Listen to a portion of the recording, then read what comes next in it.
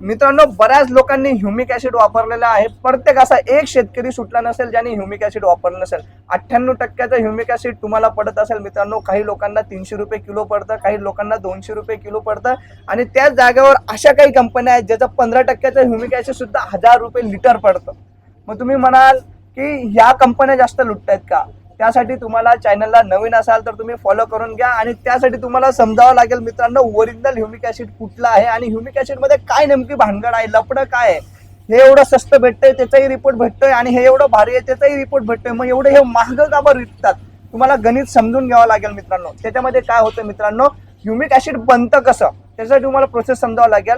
हजारो वर्षांपूर्वी जे जमिनीमध्ये उल्कापात झालेत, भूकंप झालेत आणि जे झाडं झुडपं जमिनीच्या खाली दबलेत हजारो करोडो वर्षापासून, त्याच्या लिग्नाइटच्या माईन तयार झाल्यात, कोयल्याच्या माईनी, कोयल्याच्या खदानी म्हणजे ह्युमिक ऍसिडच्या खदानी पकडून घ्या. तिथून तो ह्युमस काढला जातो, तो कोयला काढला जातो मित्रांनो. आणि त्याच्यावर 2 प्रकारचे ट्रीटमेंट होतात. जर तुम्ही पोटॅशियमची ट्रीटमेंट केली, पोटॅशियम हायड्रॉक्साईडची त्या कोयल्यावरती, तर तुम्हाला पोटॅशियम ह्युमेट भेटतं. आणि जर तुम्ही सोडियम हायड्रॉक्साईडची ट्रीटमेंट केली तर तुम्हाला सोडियम ह्युमेट भेटतं.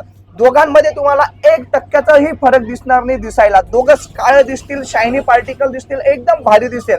पण पोटॅशियम ह्युमेट आणि सोडियम ह्युमेट मध्ये जमीन आसमानचा फरक आहे मित्रांनो. आता पोटॅशियम ह्युमेटचा लफडा काय आणि सोडियम ह्युमेटचा लफडा काय? तर सोडियमचं तुम्हाला थोडक्यात उदाहरण देतो. हे जे समुद्र आहेत ना आपले, हे खारे नव्हते मित्रांनो. हजारो वर्षापूर्वी हे जेव्हा तयार झाले तेव्हा खारे नव्हते. जेव्हा याच्यामध्ये नद्या मिळत गेल्या, नदीचं पाणी मिळत गेलं, त्याच्यासोबत सोडियम वाहत गेलं आणि सोडियमला समुद्र शेवटचा टप्पा होता, तिथे सोडियम परत तिथून बाहेर निघालाच नाही. त्याच्यामुळे ते समुद्र खारे झालेत आणि ते नापीक झालेले आहेत त्या जमिनी. तर मित्रांनो, जमिनीमध्ये जाताना काय जात आहे तुम्हाला माहितीये का? Sodium plus humate. ह्युमिक ऍसिडचा तर रिपोर्ट तुम्हाला येतोय, पण तुमच्या जमिनीमध्ये सोडियम राहून जात आहे. आणि असंच तुम्ही देत राहाल ना, एक दिवशी तुमच्या जमिनीचा जसे समुद्राची माती नापीक झाली आहे ना, तशी तुमची जमीन नापीक होईल मित्रांनो.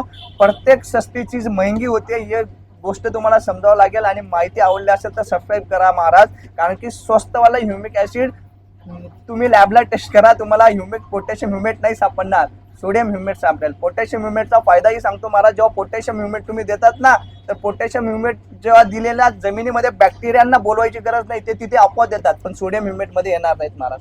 एवढं लक्षात घ्या. माहिती आवडली असेल तर सबस्क्राईब करा. यासाठी एवढं. जय हिंद, जय महाराष्ट्र.